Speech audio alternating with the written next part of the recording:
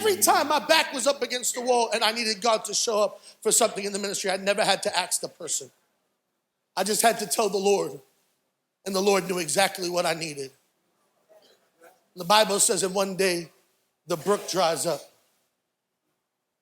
The source by which Elijah was being supplied and drinking from now because of the famine has now dried up.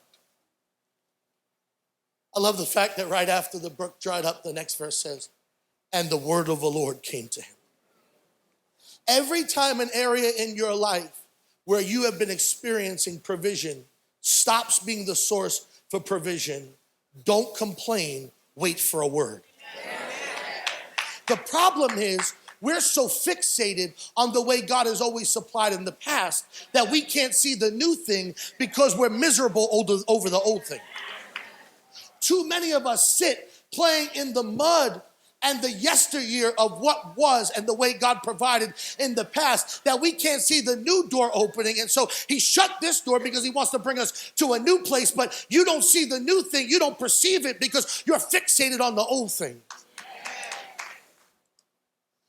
Elijah recognizes, no.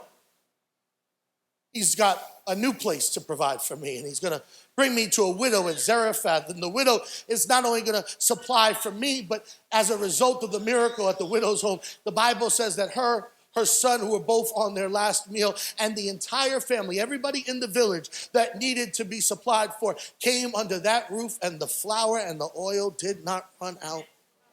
Because we serve a God that moves us from faith to faith, and as a result, he will always get more glory.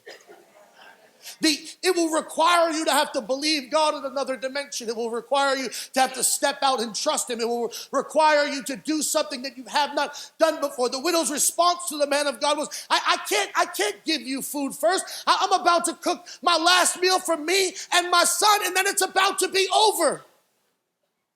The prophet reminded her, no, you don't understand. Make me a cake of bread first. Because the last meal of your provision will become the first meal of his provision. Amen. When you honor God and put him first, where you lack, all of a sudden you realize God will step in and it'll be his provision. That's why the Apostle Paul said, in my weakness I can boast, because his power is made perfect in my weakness. In other words, where my human strength runs out, that's where God's power begins. And for the